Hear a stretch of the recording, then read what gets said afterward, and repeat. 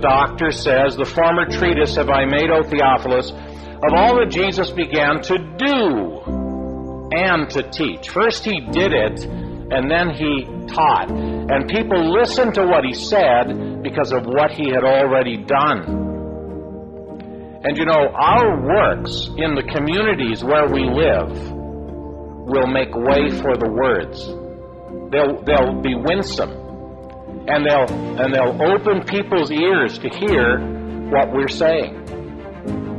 I sat beside a rather aloof university professor on the way from Minneapolis to San Francisco. And I had tried several times to talk to her, and she wasn't interested. She didn't want to talk about anything. And then lunch came, and there was only one chicken salad left. And I got it. And she wanted it. And so I gave it to her. And all of a sudden she started to listen to me. It's no big deal.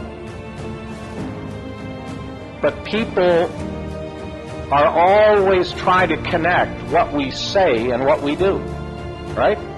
And the great charge against Christians is that they're hypocrites. What is a hypocrite? A person whose words and deeds don't match. Paul said, make sure that your lifestyle becomes the gospel. It matches the gospel. When somebody comes to me and says there's no God and they have all of these opinions, and I say to them, well, you know, I take your opinion seriously, but I'd like to check your credentials. Now, Jesus, he said certain things, but now he raised dead people.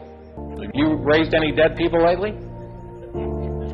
Have you given the blind their sight? Have you healed broken hearts? Oh, I think I'm going to take his word for it because he proved, he authenticated what he said by what he did.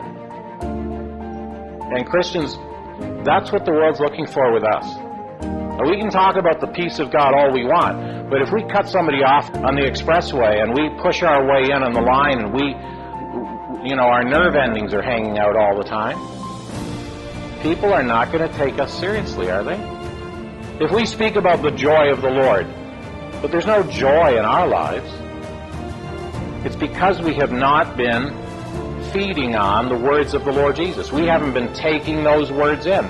Because if we do take them in the moments of crisis, he'll whisper in our ear. He'll remind us how he behaved in that situation. And he'll give us lots of opportunities to show people what Jesus is like by the way we act.